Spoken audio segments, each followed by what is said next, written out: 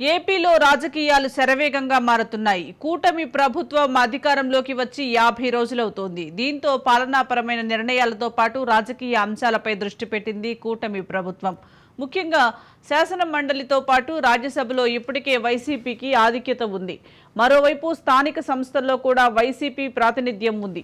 దీనిని ఎలాగైనా అధిగమించాలని కూటమి ప్రభుత్వం ప్రయత్నిస్తోంది. స్థానిక సంస్థలకు సంబంధించి చైర్మన్పై అవిశ్వాస తీర్మానం పెట్టాలంటే కనీసం 4 ఏళ్ల కాలం అనివార్యం.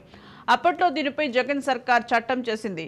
ఇప్పుడు స్థానిక సంస్థలను కైవసం చేసుకోవాలంటే చట్ట సవరణ చేయాలి. అందుకే కూటమి ప్రభుత్వం పావులు కదుపుతోంది. చట్ట సవరణకు ప్రయత్నాలు ప్రారంభిస్తున్నట్లుగా తెలుస్తోంది. స్థానిక సంస్థల ఎన్నికల్లో వైసీపీ ఏకపక్ష విజయం సాధించింది. ముఖ్యంగా మున్సిపల్ ఎన్నికల్లో స్వీప్ చేసింది. కార్పొరేషన్తో పాటు మున్సిపాలిటీలను కైవసం చేసుకుంది. రాష్ట్రంలో ఒక తాడిపత్రి మున్సిపాలిటీ తప్ప మిగతావన్నీ వైసీపీ ఖాతాలో పడ్డాయి. ఇప్పుడు వైసీపీ అధికారానికి దూరమైంది.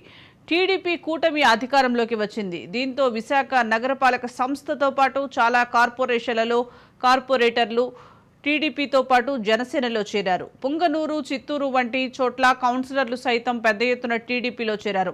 రాష్ట్ర వ్యాప్తంగా స్థానిక సంస్థల ప్రతినిధులు ఎక్కువ మంది కూటమి పార్టీలో చేరారు. అక్కడ అధ్యక్ష స్థానాలు దక్కించుకోవాలంటే తప్పనిసరిగా అవిశ్వాస తీర్మానం పెట్టాలి. కానీ అందుకు మరో 2 ఏళ్ల పాటు ఆగాల్సి ఉంటుంది. అందుకే కూటమి ప్రభుత్వం ఒక నిర్ణయానికి వచ్చింది. అవిశ్వాస తీర్మానానికి సంబంధించి చట్ట సవరణ చేయాలని భావిస్తోంది.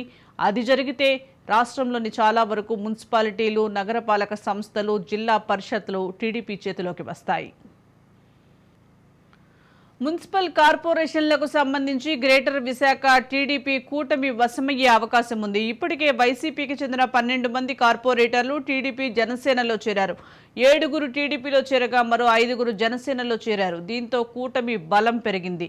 గ్రేటర్ విశాఖలో 98 కార్పొరేట్ స్థానాలు ఉన్నాయి. వైసీపీకి 58, టీడీపీకి 29 మంది సభ్యులు బలం ఉంది. జనసేన 3 చోట్ల గెలిచింది. బీజేపీ, సిపిఎం, సిపిఐ ఒక్కో చోట గెలిచాయి. 4 ఇండిపెండెంట్లు గెలిచారు. అయితే గ్రేటర్ విశాఖపట్నం పరిధిలోని ఎమ్మెల్యే, ఎంపీ స్థానాలకు కూటమి ఏకపక్షంగా గెలుచుకుంది. ఇప్పుడు చేరిన 12 మంది కార్పొరేటర్లతో పాటు ఎంపీ, ఎమ్మెల్యేల ఓట్లతో గ్రేటర్ విశాఖ మున్సిపల్ పీఠాన్ని కూటమి కైవసం చేసుకునే ఛాన్స్ కనిపిస్తోంది.